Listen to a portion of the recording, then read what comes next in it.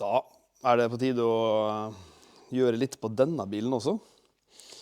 Og i dag så skal vi bytte den her. Og det rett og slett den modulen som blant annet har håndbrekkdelen. Den har da blitt knekt. Jeg skal vise det straks.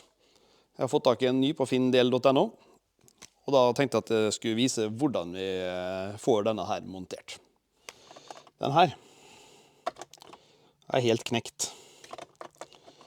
Og da det jo greit å få bytta den. Jeg tipper at dette her kan jo fort bli mangel på EU-kontroll også. At du ikke klarer å ta på håndbrekket på normal måte.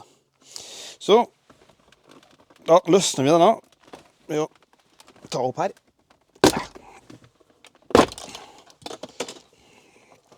Sånn. Løsnes den. Så det under her, tar vi av den hovedkontakten der. Så ser du at jeg har litt ekstra, men det fordi at jeg har montert lysbrytere og ekstra lys for å lyse opp foran her. Så det har jo ikke de andre bilene. Så da tar jeg ut mine ledninger som jeg har ettermontert også. Så tar vi den her med bort på benken, og så skal vi begynne å skru litt. Og vise den litt på nært hold også. At den knekt. Og da det jo denne modulen her vi skal ta ut. Jeg har sett litt på det, og det ser ut til å være en del skruer for å klare å få ut denne, for vi må også løsne den her. Så vi får sette i gang. Starte med å ta ut disse kontaktene her, tenker jeg. Vi får starte med det som åpenbart at vi må ta av.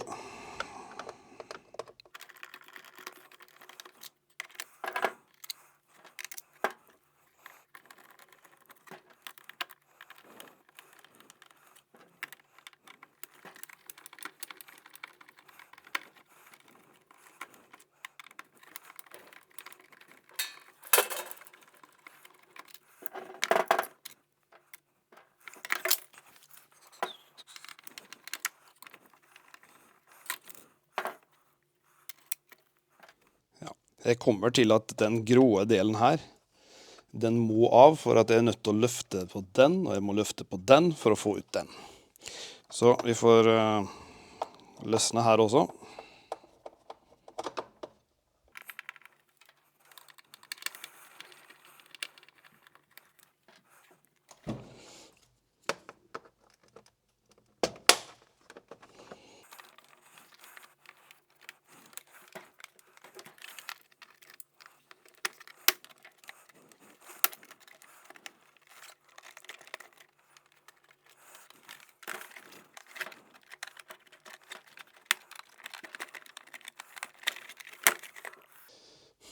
Knekker noen av festene.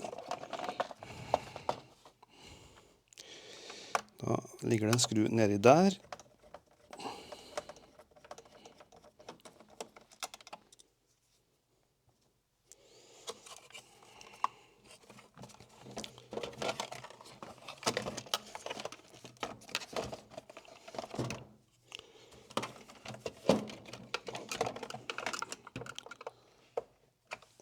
Så ligger det en skru nedi her, jeg tror jeg må ha opp.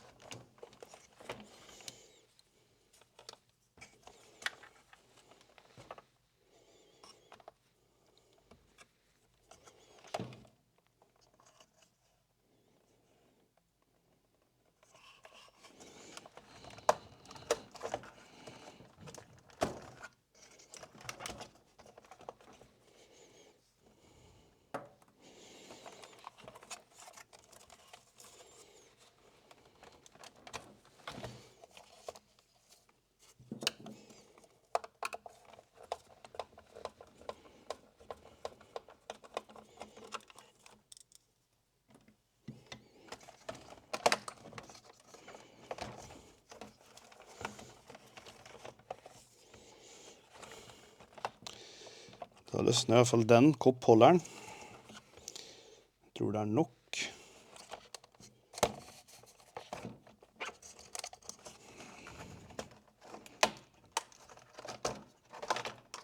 Da sniker den seg ut.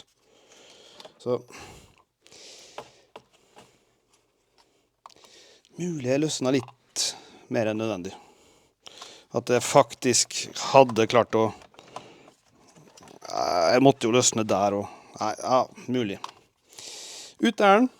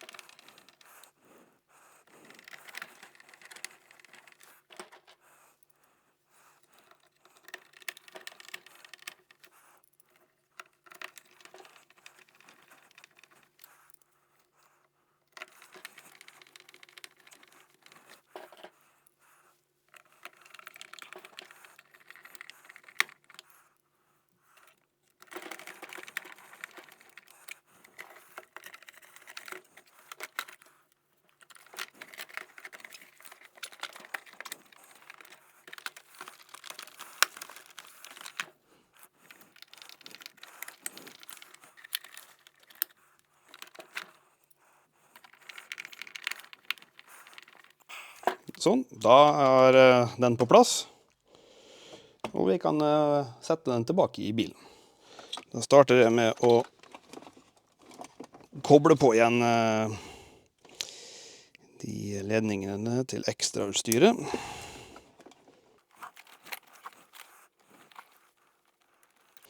Jeg har jo en rekke andre videoer på, etter montering på den bilen her, som dere finner på kanalen min, hvis dere ønsker å se.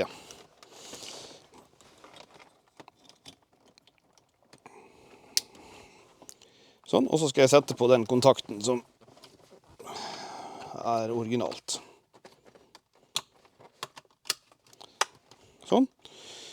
Det er det som må på.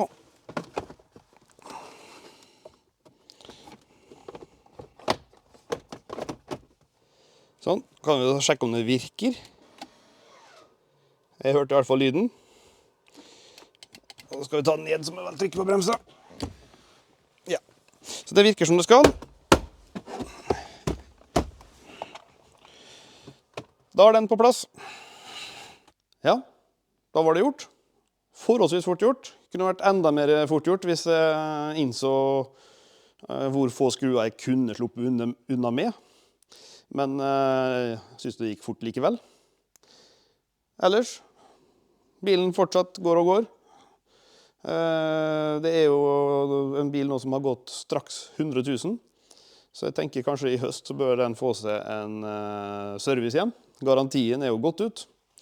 Så mulig det blir litt flere videoer fremover. Blant annet bytte av differensialolje og kanskje litt kjølevæske.